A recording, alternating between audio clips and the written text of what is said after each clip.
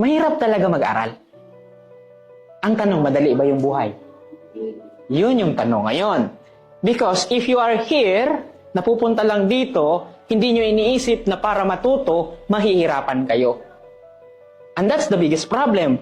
Yan yung pinagkaiba ng taong nag-aaral at yung taong pumupunta lang dito dahil sa baon, dahil inutusan. Kasi yung taong nag-aaral, alam niya na mahihirapan siya. Bakit? Matututo siya. Nagets niyo? So ang tanong ngayon, ano yung dahilan ninyo bakit kayo nandito? Pag sinabi niyo sa akin, sir, para matuto, ibig sabihin, pag gusto niyong matuto, inaccept niyo sa sarili niyo na kahit papano, willing kayong mahirapan. Sino ba ang di tinatanggap dito para pumunta na school na mahirap? Bakit? Madali ba mag-study? Am I correct? But, yun yung katotohanan kasi hindi talaga siya madali. Kasi hindi rin madali yung buhay. Ito yung isaksak nyo sa utak ninyo. Pag pumunta kayo sa paaralan, isipin ninyo dapat matuto kayo. Na pag gusto nyong matuto, dapat isipin ninyo na willing kayong mahirapan.